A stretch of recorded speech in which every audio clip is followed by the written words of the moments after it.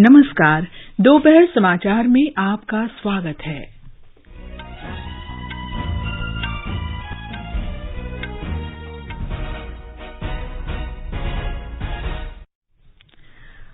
प्रधानमंत्री नरेंद्र मोदी आज वर्चुअल माध्यम से असम में अग्रदूत अखबार समूह के 50वें वर्षगांठ समारोह का उद्घाटन करेंगे। प्रधानमंत्री कल वाराणसी में अखिल भारतीय शिक्षा समागम का उद्घाटन करेंगे। सड़क परिवहन और राजमार्ग मंत्री नितिन गडकरी ने कहा, देश में अभूतपूर्व ढांचागत परिवर्तन हो रहा है और संपर्क के जरिए समृद्धि आ रही है। कोयला मंत्रालय ने कहा, वो आपसी सहमति से गैर कार्यकारी कार्यबल के वेतन समझौते का जल्द निपटारा करना चाहता है। डॉक्टर श्यामा प्रसाद मुखर्जी की आज 121वीं जयंती पर देश उन्हें याद कर रहा है। उपराष्ट्रपति, प्रधानमंत्री और कई अन्य नेताओं ने उन्हें श्रद्धांजलि अर्पित की। हिमाचल प्रदेश के कुल्लू जिले के चोज गांव में अचानक आई बाढ़ में 4 लोगों के बह जाने की आशंका। मौसम विभाग ने कहा, देश के कई हिस्सों में अगले 5 से 7 दिन तक मानसून जारी रहेगा। महिला हॉकी विश्व कप में भारत कल अपने अंतिम पूल मैच में न्यूजीलैंड के साथ खेलेगा। और विंबलडन टेनिस के मिक्स्ड डबल्स के सेमीफाइनल में आज सानिया मिर्जा और क्रोएशिया के मेट पाविक की जोड़ी का मुकाबला नील स्कोप्सी और देसिरा क्रावजिक की जोड़ी से होगा। राफेल नडाल, निक किर्गियोस और Simona Halep singles quarter final match खेलेंगे।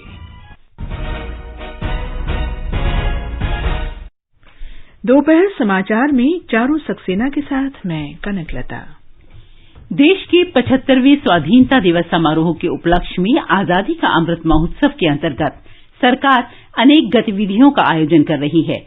इस अवसर को जन उत्सव के रूप में मनाते हुए आकाशवाणी समाचार स्वाधीनता संग्राम और उसके गौरवशाली इतिहास पर विशेष प्रश्नोत्तरी कार्यक्रम प्रसारित कर रहा है। कल अमृत महोत्सव क्विज का प्रश्न था, उस स्वतंत्रता सेनानी का नाम बताएं जो भारतीय सहकारिता आंदोलन के प्रणेता के रूप में जाने जाते हैं। वे स्वतंत्र पार्टी और अंतर्राष्ट्रीय कृषि उत्पादक परिसंघ के संस्थापक सदस्यों में भी थे। इस प्रश्न का सही उत्तर है आचार्य एनजी रंगा। वे किसान समुदाय के प्रबल समर्थक और सहयोगी थे। एनजी रंगा ने स्वतंत्रता संग्राम में महत्वपूर्ण भूमिका निभाई। उन्हें कई बार जेल जाना पड़ा। महात्मा गांधी के आह्वान पर उन्होंने नमक सत्याग्रह और भारत छोड़ो आंदोलन में सक्रियता से भाग लिया। आकाशवाणी समाचार को दुनिया भर के श्रोताओं से इस प्रश्न का उत्तर मिला है। भाग्यशाली विजेता हैं बिहार के दरभंगा जिले के राजकुमार यादव। नमस्कार, मैं राजकुमार यादव दरभंगा बिहार से हूँ। आजादी के अमृत महोत्सव के इस पावन अवसर पर आप समस्त देशवासियों को मेरे तरफ से शुभकामना। मैं एक विद्यार्थी हूँ और ऑल इंडिया रेडियो का पिछले 10 वर्षों से नियमित श्रोता रहा हूँ। ऑल इंडिया रेडियो देश के समस्त नागरिकों को ज्ञानवर्धक, मनोरंजक एवं प्रेरणास्पद कार्यक्रम प्रसारित करता है। इसके लिए ऑल इंडिया रेडियो को तहे दिल से धन्यवाद। अमृत महोत्सव प्रश्नोत्तरी का अगला प्रश्न सोमवार 11 जुलाई को पूछा जाएगा। आकाशवाणी के साथ अमृत महोत्सव क्विज में भाग लेकर स्वतंत्रता की 75वीं वर्षगांठ समारोह में शामिल हों। आजादी के 75 वर्षों का पर्व अमृत महोत्सव के पावन अवसर पर आकाशवाणी समाचार लेकर आया है अमृत महोत्सव क्विज। आप भी इस क्विज का हिस्सा बन सकते हैं। हमारे समाचार बुलेटिनों में पूछे गए स्वतंत्रता आंदोलन से जुड़े प्रश्नों का जवाब देकर। आपसे ये सवाल प्रत्येक सोमवार और मंगलवार को सुबह 8 बजे प्रसारित होने वाले बुलेटिन समाचार प्रभात में पूछे जाएंगे। श्रोता ईमेल अमृत महोत्सव quiz@prasarabharati.gov.in पर अपने जवाब भेज सकते हैं। आप अपने जवाब व्हाट्सएप नंबर 8826546262 पर भी भेज सकते हैं। विजेता का चुनाव सही जवाबों में से लकी ड्रॉ के माध्यम से होगा और इसकी घोषणा अगले दिन इसी बुलेटिन में की जाएगी। विजेता को प्रमाण पत्र के साथ एक उपहार भी दिया जाएगा। साथ ही विजेता का नाम हमारे ट्विटर हैंडल पर भी फ्लैश होगा। तो आइए मनाएं आजादी के 75 वर्षों का पर्व अमृत महोत्सव आकाशवाणी समाचार के साथ।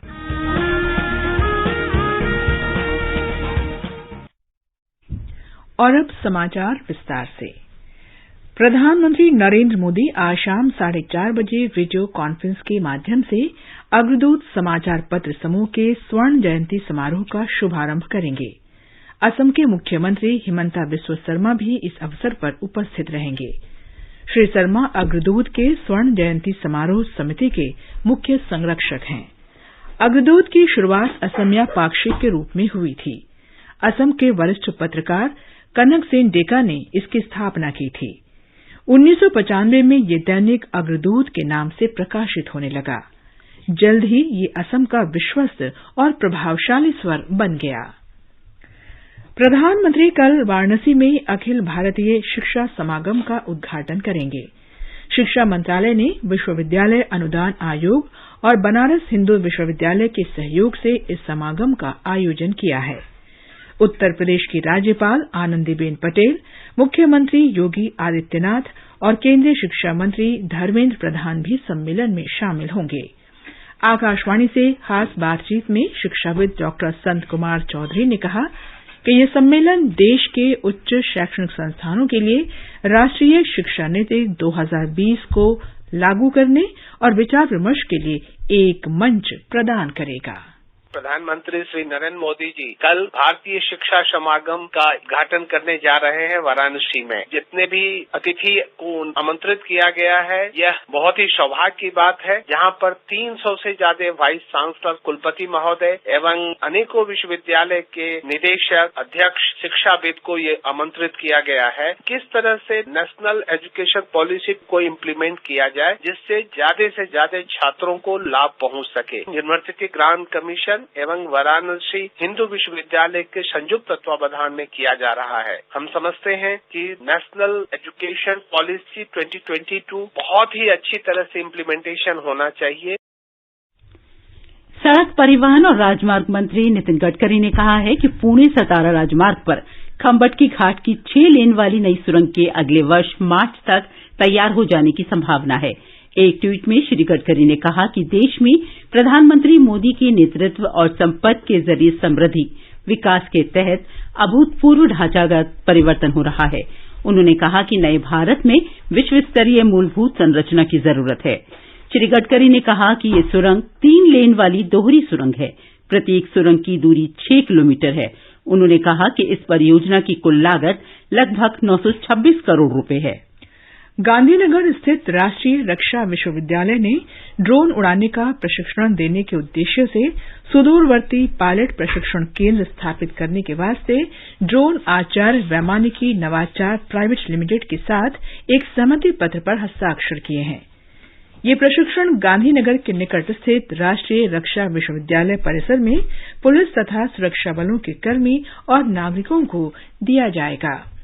इस सहमति पत्र के बाद राष्ट्रीय रक्षा विश्वविद्यालय सार्वजनिक निजी साझेदारी मॉडल के अंतर्गत एक सुदूरवर्ती पायलट प्रशिक्षण केंद्र स्थापित करेगा।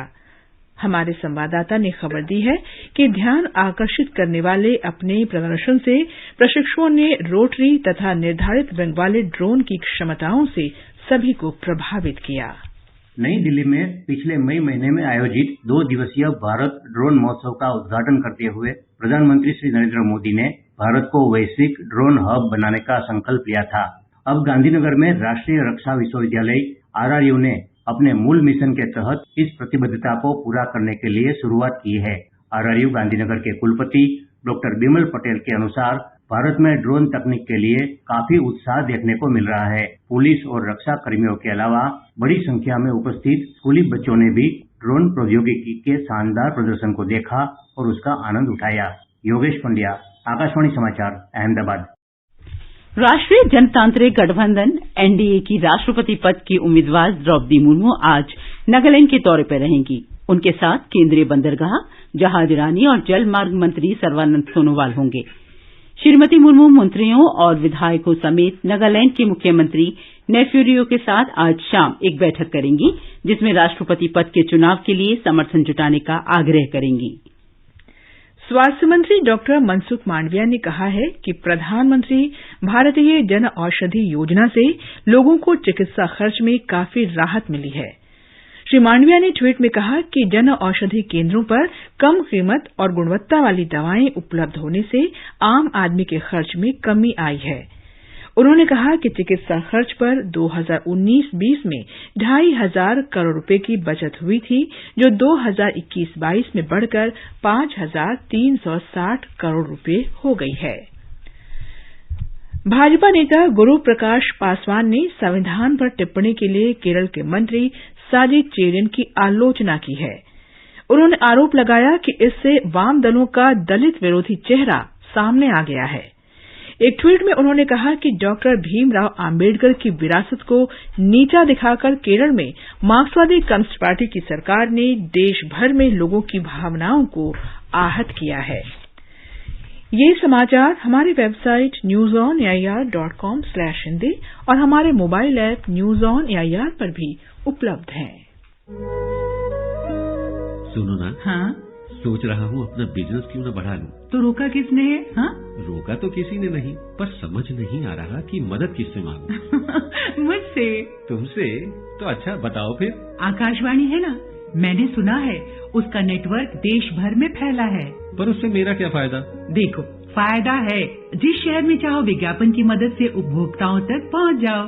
पर अब ये भी तो बता दो कि आकाशवाणी से संपर्क कैसे करूं? बहुत आसान है, मैं बताती हूँ। नंबर नोट करो, 870-001-4242। ओ 870-001-4242। लो अभी फोन लगाता हूँ 870-001-4242 पर।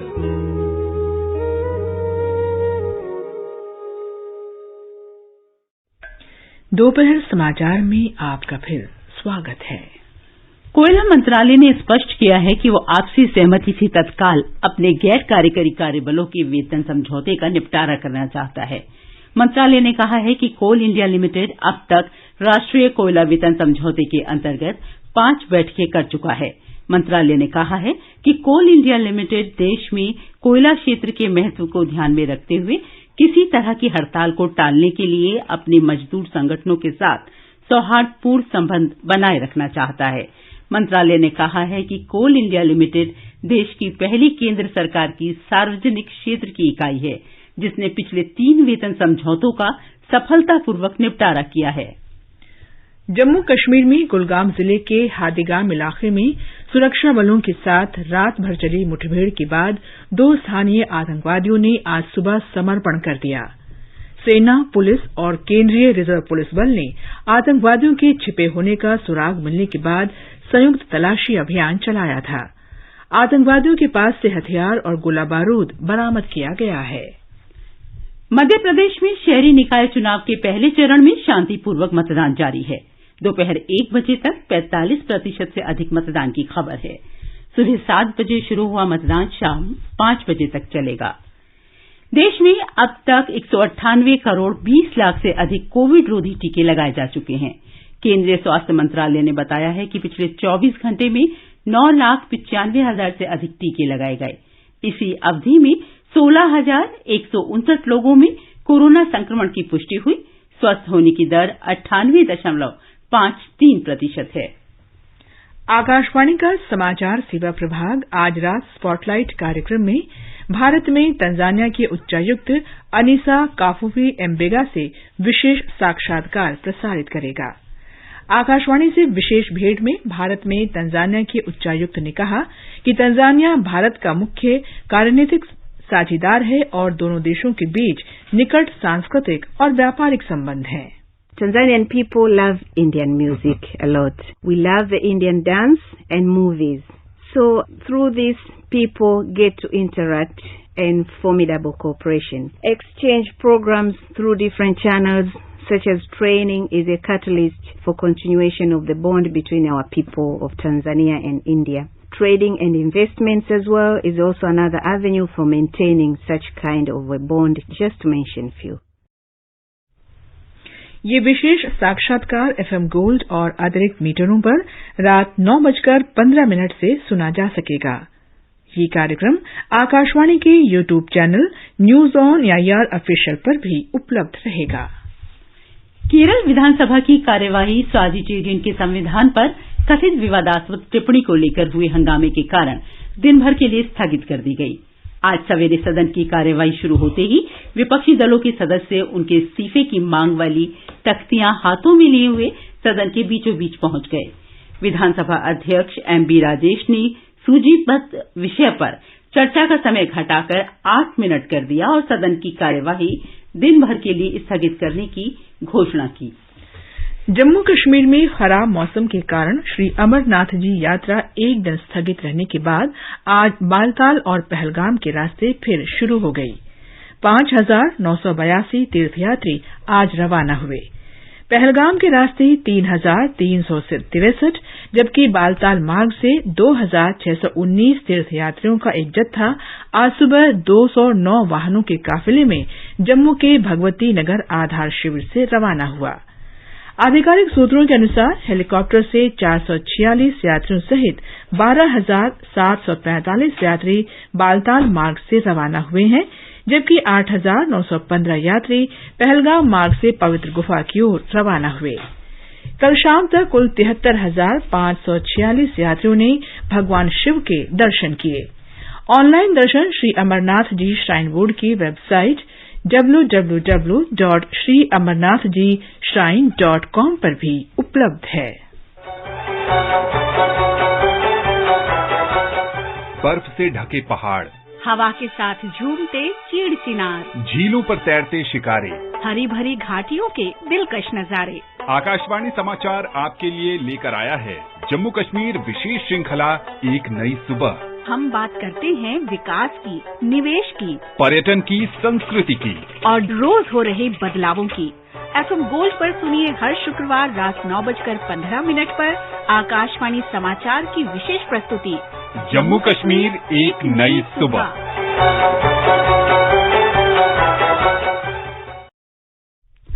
आगे बढ़ने से पहले मुख्य समाचारों पर एक नजर। प्रधानमंत्री नरेंद्र मोदी आज वर्चुअल माध्यम से असम में अग्रदूत अखबार समूह के 50वें वर्षगांठ समारोह का उद्घाटन करेंगे। प्रधानमंत्री कल वाराणसी में अखिल भारतीय शिक्षा समागम का उद्घाटन करेंगे। सड़क परिवहन और राजमार्ग मंत्री नितिन गडकरी ने कहा, देश में अभूतपूर्व ढांचागत परिवर्तन हो रहा है और संपर्क के जरिए समृद्धि आ रही है।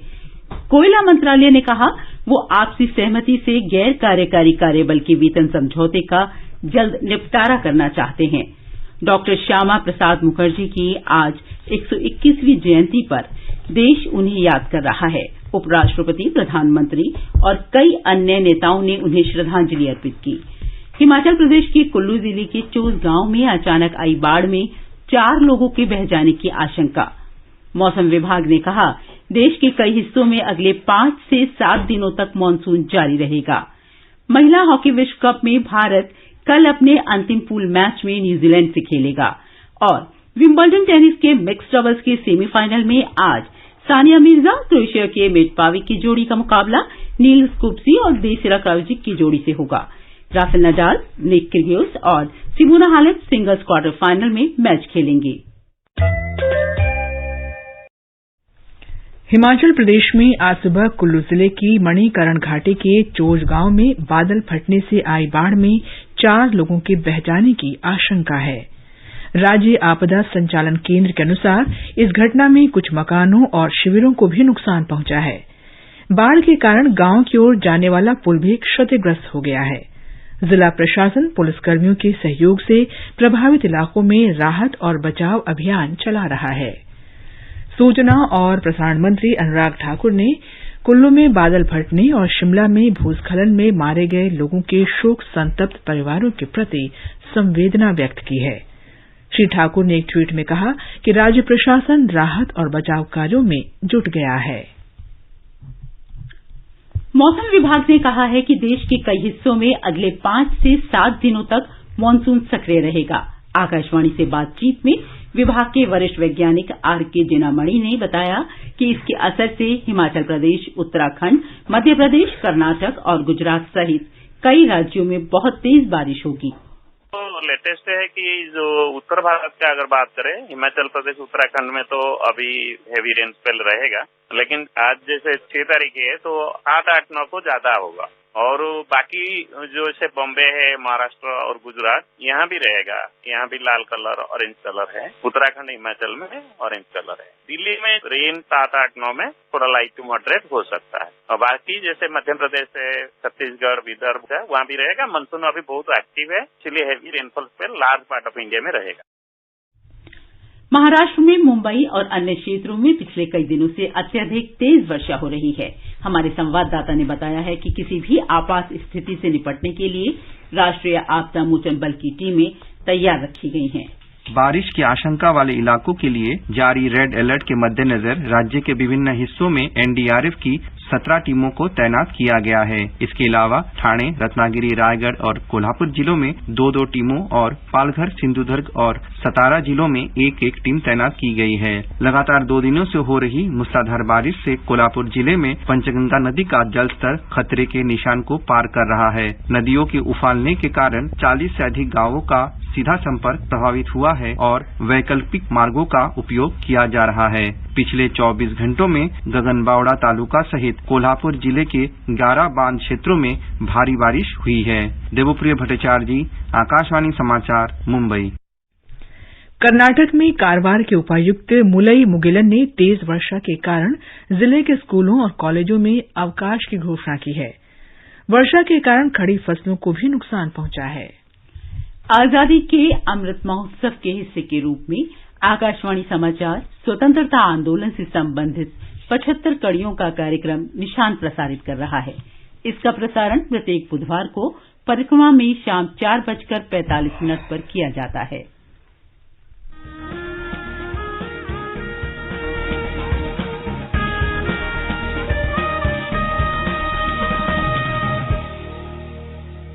स्वाधीनता संग्राम के वे निशान जो साक्षी हैं हमारे सेनानियों के संघर्ष और बलिदान के। आकाशवाणी समाचार ला रहा है विशेष श्रृंखला निशान। हर बुधवार को शाम 4:45 पर कार्यक्रम परिक्रमा में FM गोल्ड 100.1 मेगाहर्ट्ज पर।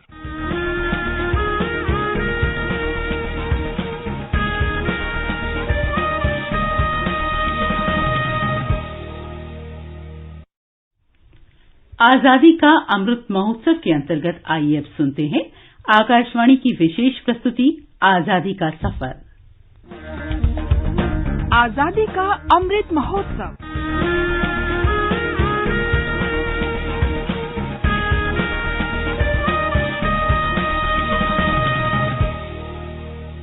आजादी का सफर आकाशवाणी समाचार के संग एक राष्ट्र का उदय।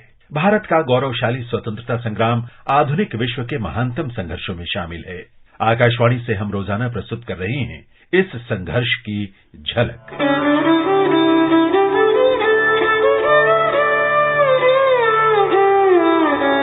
आज आर.जी. भंडारकर की जयंती है। उनका जन्म 6 जुलाई 1837 को हुआ था। वे भारत के अग्रणी समाज सुधारकों और अग्रणी प्राच्यविदों में शामिल थे।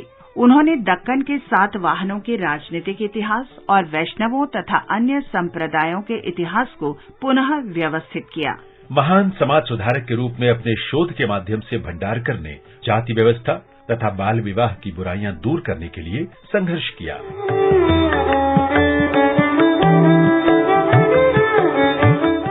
आर.जी. भंडारकर 1853 में परमहंस सभा के सदस्य बन गए।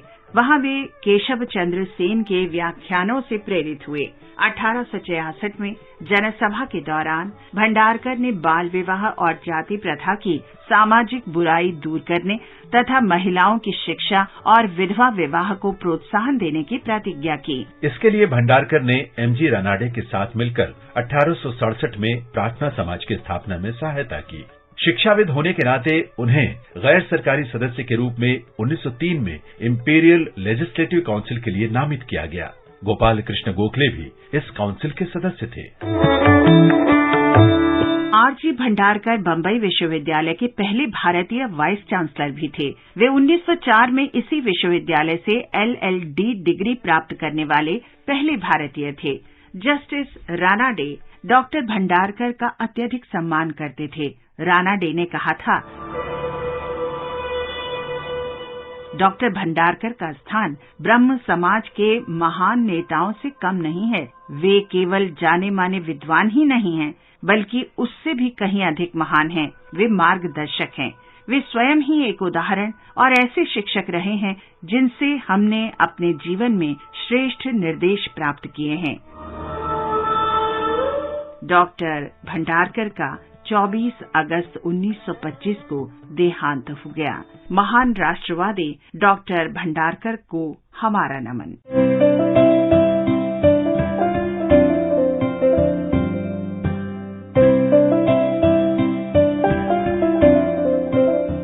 आज स्वाधीनता सेनानी और सामाजिक न्याय के पुरोधा बाबू जगजीवन राम की पुण्यतिथि है। उनका जन्म बिहार के भोजपुर में हुआ था। जगजीवन राम ने स्वाधीनता संघर्ष में अत्यधिक सक्रिय भूमिका निभाई। वे 1936 में बिहार विधान परिषद के मनोनीत सदस्य के रूप में 28 वर्ष की उम्र में ही विधायक बन गए थे। जब 1937 में कांग्रेस सरकार बनी तो जगजीवन राम को संसदीय सदस्य नियुक्त किया गया, लेकिन समूचे मंत्रिमंडल के साथ 1938 में उन्होंने त्याग पत्र दे दिया।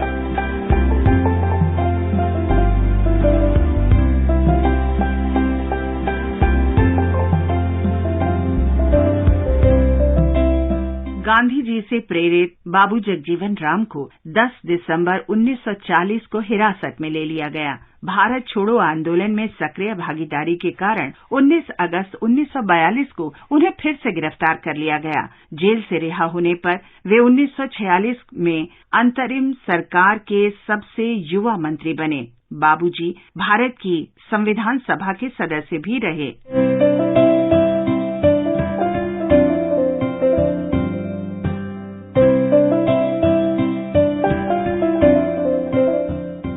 स्वतंत्रता के उपरांत बाबू जगजीवन राम ने अगले 30 वर्ष तक विभिन्न मंत्रालयों का पदभार संभाला।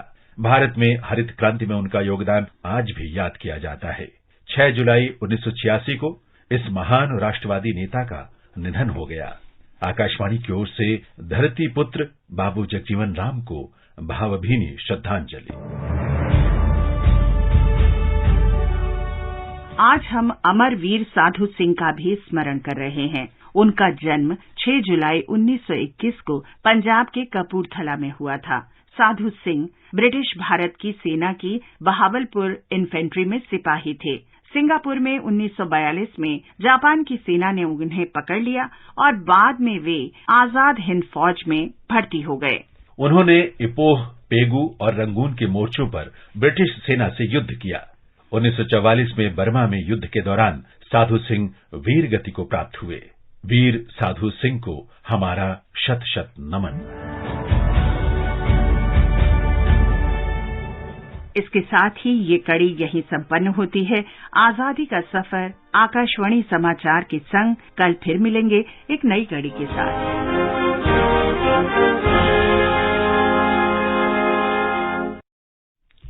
ये समाचार आकाशवाणी से प्रसारित किए जा रहे हैं। कॉम्पिटिशन्स की अगर आप कर रहे हैं तैयारी, तो आपके लिए ऑल इंडिया रेडियो लाया है कार्यक्रम अभ्यास।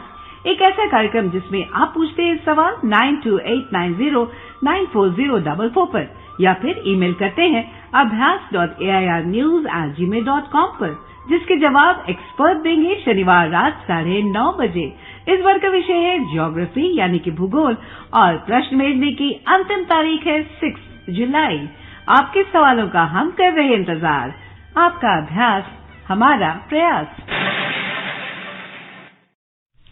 ये आकाशवाणी है। देश आज डॉक्टर श्यामा प्रसाद मुखर्जी की 121वीं जयंती पर उन्हें याद कर रहा है। उपराष्ट्रपति एम वेंकैया नायडू और प्रधानमंत्री नरेंद्र मोदी ने डॉक्टर श्यामा प्रसाद मुखर्जी की जयंती पर उन्हें श्रद्धांजलि अर्पित की है। कई सांसदों, पूर्व सांसदों और अन्य गणमान्य व्यक्तियों ने भी उन्हें श्रद्धांजलि दी। महिला हॉकी विश्व कप में भारत कल अपना अंतिम पूल मैच न्यूजीलैंड के साथ खेलेगा। ये मैच रात 11 बजे नीदरलैंड के एम्स्टर्डम में खेला जाएगा। विंबलडन टेनिस के मिक्स्ड डबल्स के सेमीफाइनल में आज सानिया मिर्जा और क्रोएशिया के मेटपाविक की जोड़ी का मुकाबला ब्रिटेन की नील स्कूप्सी और अमेरिका की देसिरा क्रॉइज की जोड़ी से होगा। अंत में मुख्य समाचार एक बार फिर। प्रधानमंत्री नरेंद्र मोदी आज वर्चुअल माध्यम से असम में अग्रदूत अखबार समूह के 50वें वर्षगांठ समारोह का उद्घाटन करेंगे। प्रधानमंत्री कल वाराणसी में अखिल भारतीय शिक्षा समागम का उद्घाटन करेंगे। कोयला मंत्रालय ने कहा कि वह आपसी सहमति से गैर कार्यकारी कार्यबल के वेतन समझौते का जल्द निपटारा करना चाहता है। इसके साथ ही दोपहर समाचार का ये अंक समाप्त हुआ। नमस्कार।